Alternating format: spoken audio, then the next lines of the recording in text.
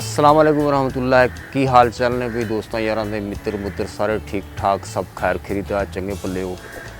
अच्छा गल सी एक काम दी मैं सोचा कि तुहानूं दस दवां। जिहड़े मापे हुंदे आ ना ये अल्लाह वालों बड़ी रहमत हुंदी इंसान ते और मापे जिहड़े हुंदे आ अपना दुख नूं अपने दिल दे अंदर रखदे आ, बहुता करके वो दसदे नहीं हैगे।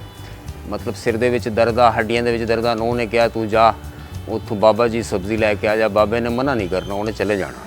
उन्हें कहना नौ बुरा ना बन जाए किते पुत्र कमाउंदा आ घर में कोई मसला ना बन जाए। वो मापे जोड़े होंगे ना उन्होंने बहुत सारे यहो ਜਿਹੇ दुख होंगे जो अंदर ही अंदर होंगे आ, बहुत सारिया गल्लां भी अंदर सिटते रहते, वो भी बर्दाश्त करते रहते हैं। तो जोड़े मापे होंगे अल्लाह की बड़ी अता होंगे आ।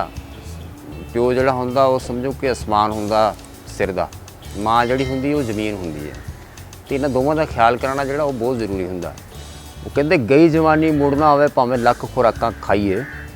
वो गल ये है कि ਇਹਦੇ ਵਿੱਚ मैं ਤੁਹਾਨੂੰ एक नुस्खा दस देना ਜਿਹਦੇ जवानी तो मुड़ के नहीं आएगी पर उन्होंने बुढ़ापा जोड़ा वो थोड़ा सफल हो जाऊगा।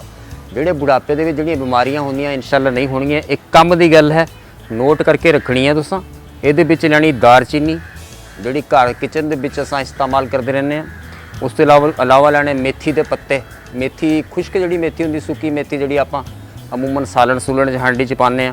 मेथी के पत्ते, बड़ी इलायची, मोरिंगा जिन्हों पंजाबी च सुहांजना कहते हैं।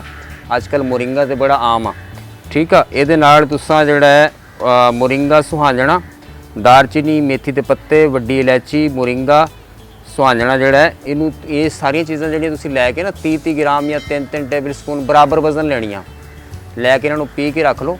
यदि अद्धी चमची सुबह शाम खानी है। जिन्होंने लोगों को मैदे का मसला हो ये 30 ग्राम यानी जिन्ना ये 30 ग्राम तुसा ये लिया ना 3 चमचियाँ, 3 चमचियाँ के सौंफ का पाउडर पा लो, अद्धी चमची यदि सुबह शाम खाओ तो इंशाअल्लाह तआला इहदे नाल जिहड़ा उन्हां दीयां लत्तां 'च दर्द हुंदा है, चक्कर हुंदे है, जिसम 'च दर्द हुंदा है, थकावट हो जाती है, इहो ਜਿਹੇ ਜਿਹੜੇ मसले हुंदे आ वो इंशाअल्लाह तआला ठीक हो जाएंगे। दुआवां 'च याद रखियो, रब रखा।